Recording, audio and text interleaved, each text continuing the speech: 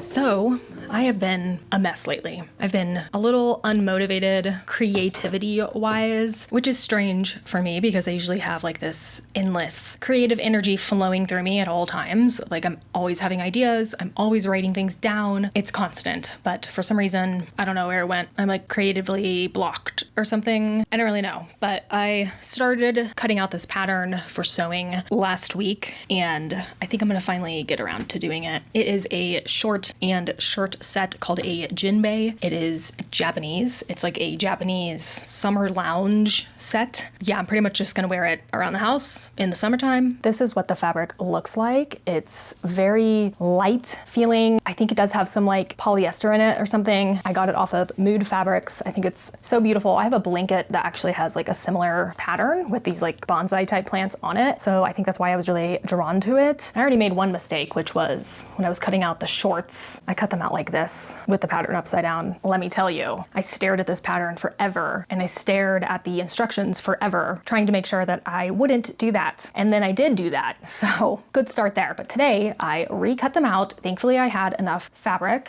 and I think I'm gonna get started on the shorts today. I have a lot of like projects that I'm working on, but like I can't do them. Really, that's how I feel. Like I just have no motivation inside of me to do them. It's a weird feeling and it sucks. So I'm gonna kind of force myself to sew and make these shorts at least and see if I can just find my creative spark. So yeah, that's what we're doing today.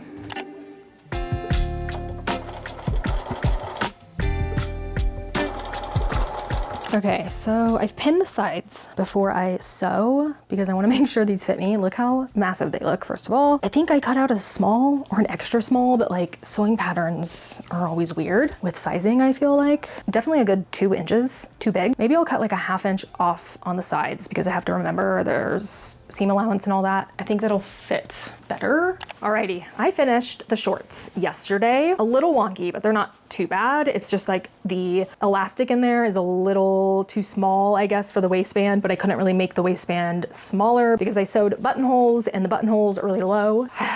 The buttonholes really gave me issues. Like I practiced on a piece of scrap of this fabric and I put interfacing on it and I did a bunch of test buttonholes and they all kind of came out well. Like probably by like my second, third, and fourth one, like they were looking really good. So I was like, cool, I got it. So I put interfacing in there and I used tearaway interfacing. It's like stabilizer, I guess. I have like this iron-on stabilizer, but you just tear it away when you're done and you don't see it. The machine didn't do what it was supposed to do. It did like the left side of the buttonhole and then it was supposed to go do the right side. It just kept going into the same hole forever, but it wasn't moving. So I had to kind of manually do it. But it looks okay. That's what they look like. Don't even ask me about these straps. They look okay, but like the ends of them are funky. For the most part, they look really good. They're very comfy. This is what they look like. They're so comfortable. They have pockets. They have drawstring as well as the elastic. I like the length of the shorts. And then of course I'm making a top to match. This material is so comfortable. I did look it up. It is like 100% recycled polyester and it's like a seersucker fabric. It's light and airy and I'm very excited to have the top finished. And yeah, that's my progress on it.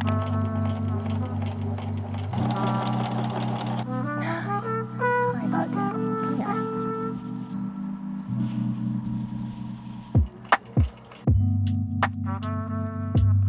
I did the collar and the sleeves. This is what it looks like. Okay, it's even, that's good. This bottom piece is really supposed to be tucked in a bit closer to the edge, but I did it on both sides, so we're gonna call it a design feature.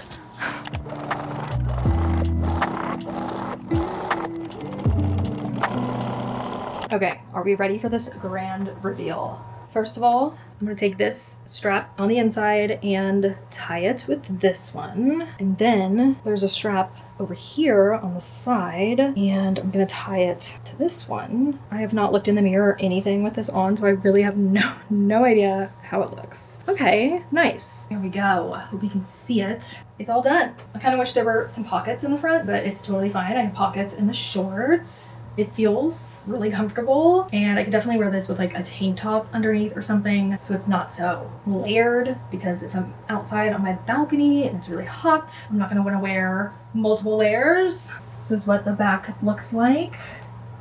I will link this in the description, the pattern from Etsy. It's nice and light. Comfortable. I feel good in it. I love the color. They also have this pattern on Mood Fabrics in a green, and it was definitely a hard choice because I love green so much, but this blue was also so pretty. But I think the blue feels more tranquil or something like that. Nice little summer set. Done.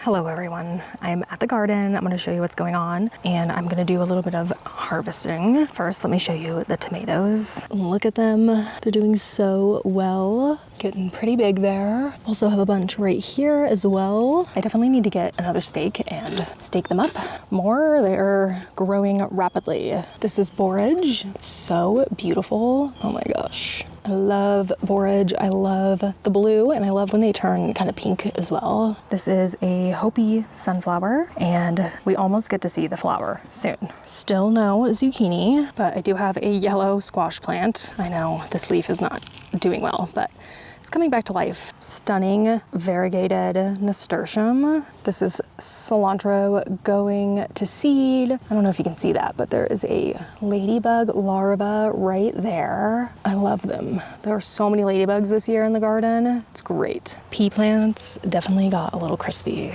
with the heat, so they're kind of on their way out. I also wanted to show you the beans. These are the purple green beans. They've got buds on them. I have like a pinkish variety, so I think these are them. They're so beautiful. Wow, those buds are amazing. I love them. And then we have some dried beans over here. Not really sure which ones are which, but they're all doing well. This is not a bean right here. This is a weed, and this is a weed. Beautiful calendula doing its thing. I'm gonna go ahead and deadhead these calendula. I'm gonna save them for dyeing.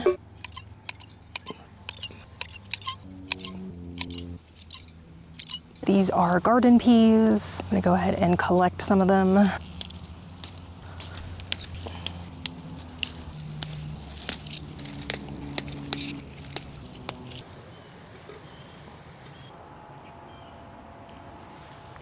I just watered, and look what I just discovered. A little viola. I think this is the Bowls Black. So pretty. There's also another one coming up right there. Beautiful. I have another viola right here. No blooms or anything. And there's a third one somewhere. Ah, I think it's right there.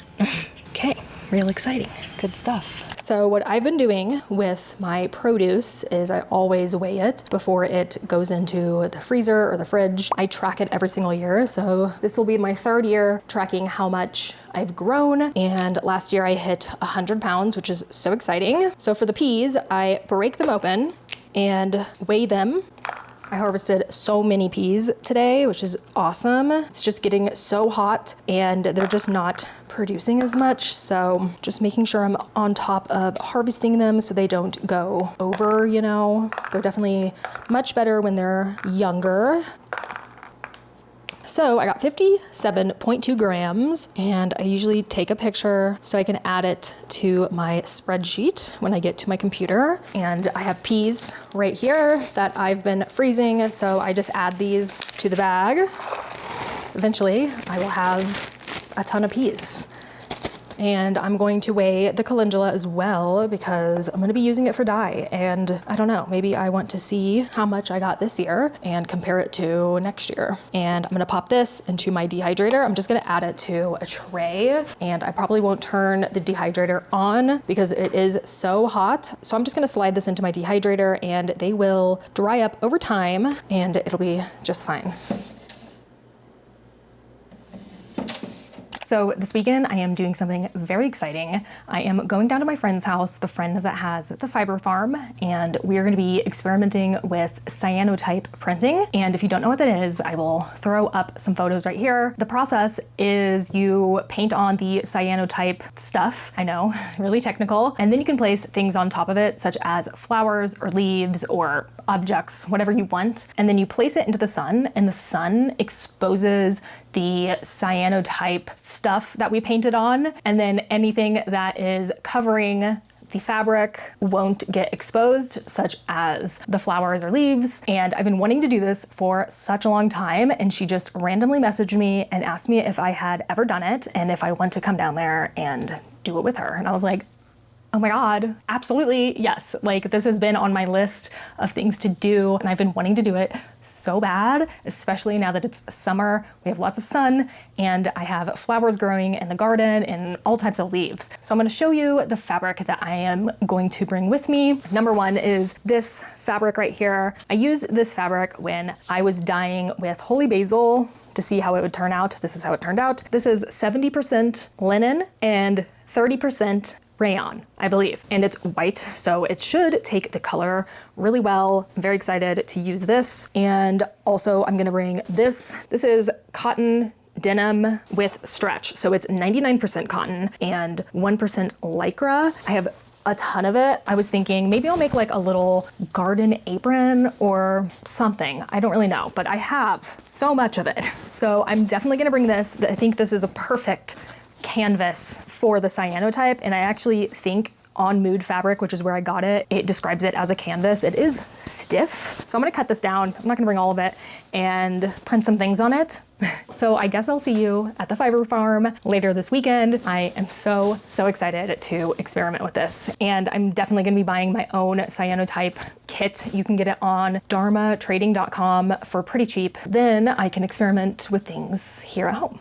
All right, I will see you then. So today is the day we are going to be experimenting with cyanotype. We went ahead and mixed up the cyanotype solution, and we're gonna use a foam brush to paint it on. That seems like it was the best way to do it according to her research, and I think it worked out really well. I went ahead and did a double coat on mine. UV rays expose the cyanotype, and we closed all the curtains and had a lamp on, and it seemed to be just fine. And then we went outside and decided to practice and see how we want our final layout to be. I grabbed a variety of things from the garden, such as borage, calendula, and I also took some cottonwood tree leaves because I really love the shape of those leaves. She just foraged from her property, different grasses, seeds, some weeds, and other green plants. So I also used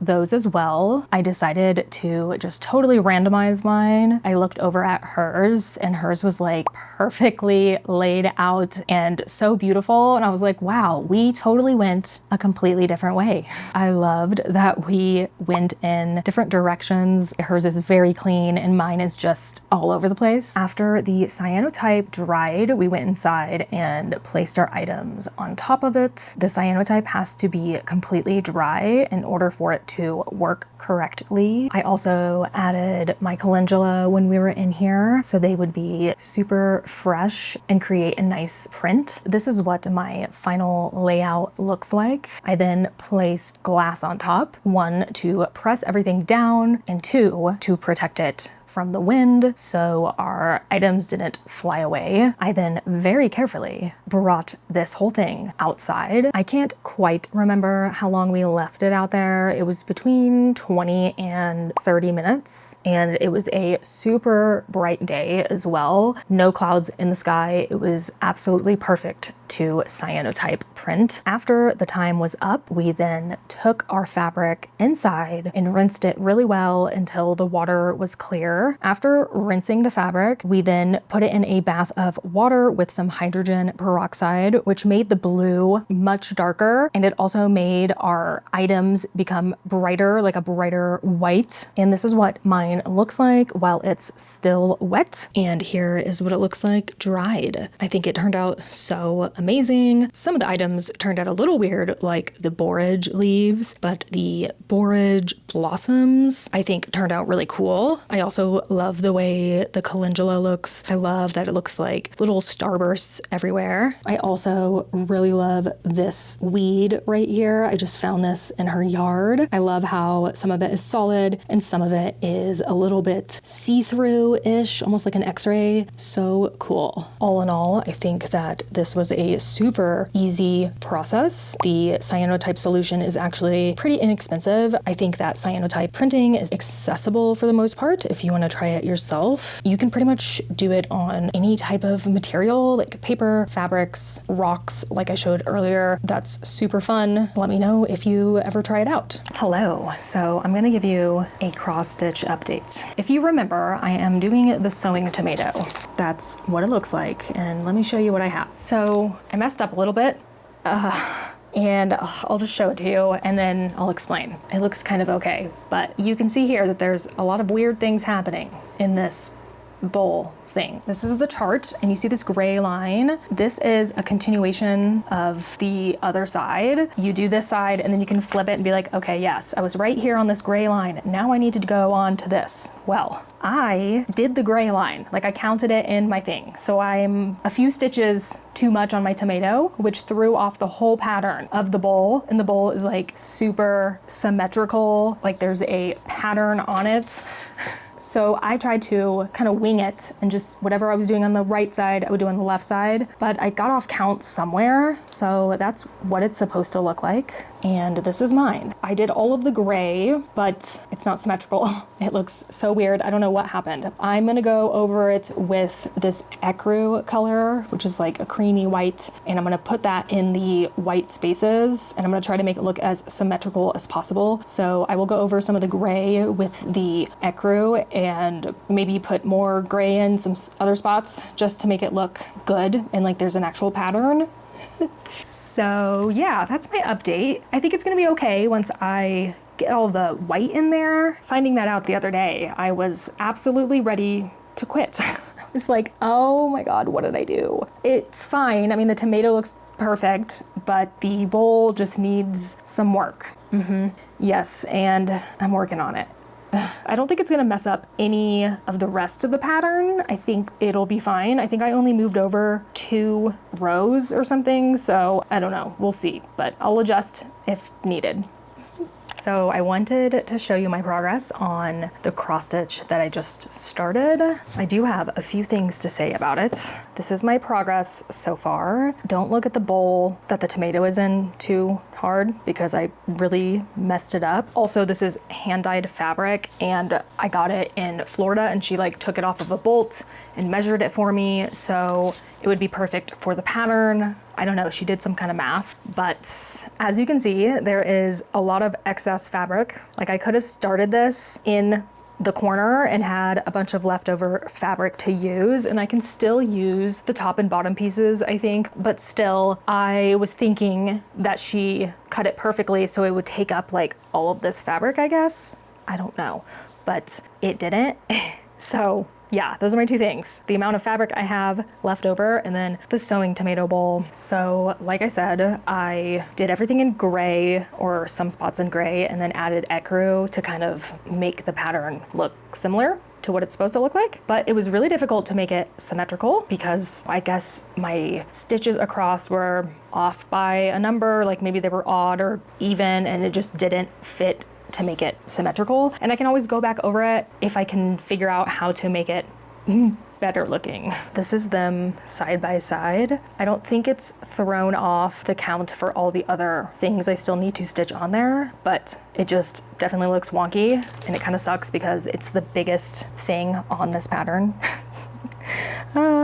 So a little annoying, but I'm nearly done. I mean, I have this whole quadrant done. I am enjoying it so far. I love when I finish one little item and then move on to the next. It's just been so satisfying and it's so cute. I can't wait to finish this. Hopefully in the next couple weeks I'll be done, I think, and then I'll frame it. So that is the latest sewing tomato update.